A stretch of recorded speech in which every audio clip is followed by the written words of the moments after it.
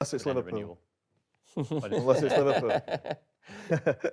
Alex, you want to get involved, don't you, about the situation with Arteta when he first joined the club? Yeah, well, I was going to ask a couple of things. I think the PSR, because I've heard some rumours about sort of PSR with Arsenal, that we're okay on the Premier League side but not on the UEFA side. And I'd be interested in how that sort of works. And also I'd love to hear about, when Arteta came in. And also the Declan Rice deal, I know you were across that.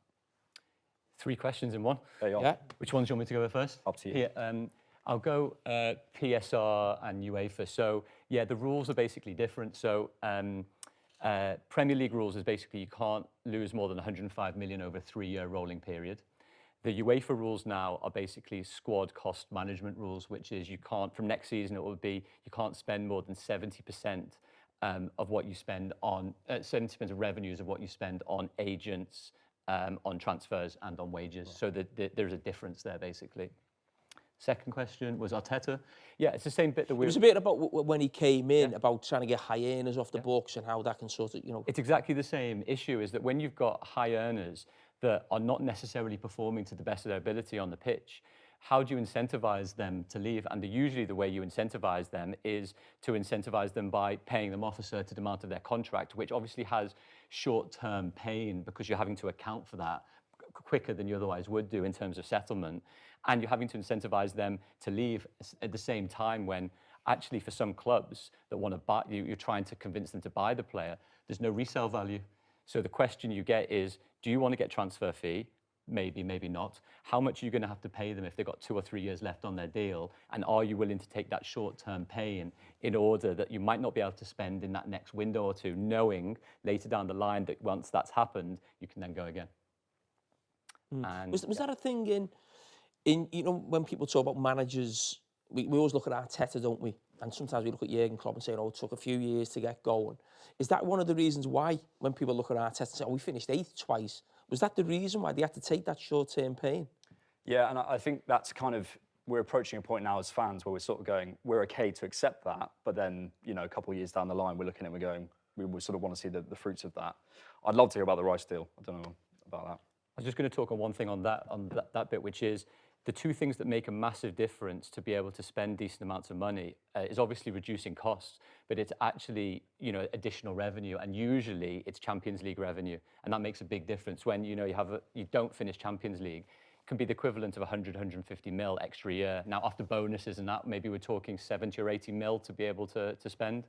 So I think that's a really important element. And on Declan stuff, look, it was amazing to be involved in that. It was a really difficult transaction for loads of different reasons. Obviously, you have clubs, like in any deal, haggling over price. But ultimately, it was really great to be involved in it and get the shirt and the picture with Declan. I bet you got more than that. None of your business.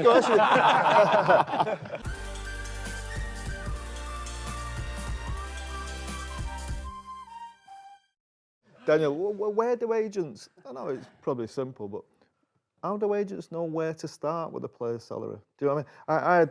I had an accountant did mine, and he looked after the 5 of us. We were giving him as kids from 18 years of age. He still works for me. Well, works for me. He still does all the stuff I do now. So we had a good idea of salaries, what everybody was on. How do agents? You probably obviously do speak to each other. The players speak to each other in dressing rooms as well. It's a great one. So the usual question is, why do you need an agent, full stop? And I work with a load of good agents that do brilliant work for all of their clients. And the thing is that I think it's sometimes easier not to have an agent for a player when they're renewing a deal rather than finding another club and then having to do a lot of the work there. Yeah. But the reason why there's always that middle ground is I always think the best agents are out there in the market working out the market value for that player, regardless of whether it's a renewal with the deal or elsewhere.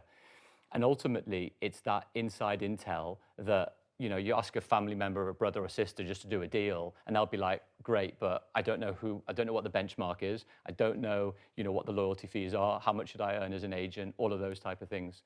And the thing that's becoming a lot more common these days is there's a whole raft of really good data, and I'm not the data guy, but data analytics companies that are giving incredible insights for renewals of contracts and for transfers. Yeah. So for example, they'll go, well, I think my players should be earning 100 grand a week.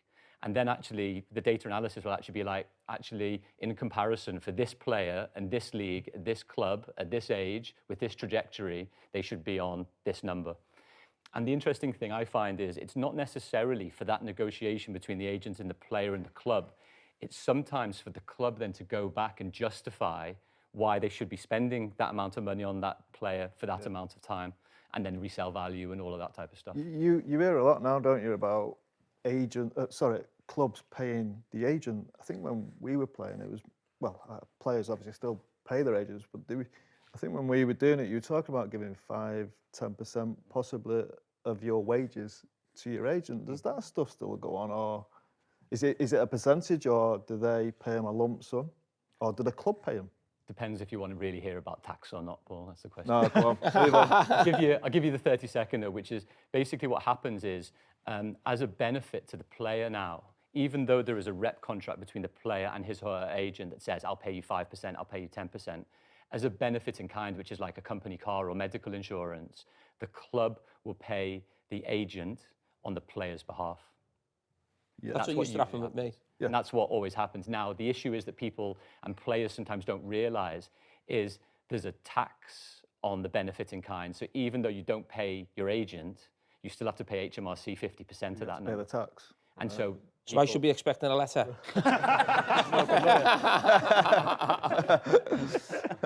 It's a true fee. How does it work with, you said that to me then about a lot of top players now, it feels like parents and family members are getting involved, and I think a lot of that is down to the fact that they see this agent come along who hasn't been there, you know, at the academy when they were 10 years of age, taking them to and from football games. You think this agent turns up when you're 18 and you're on 150 grand a week and he's just pocketed whatever, you know, £500,000, £1 million.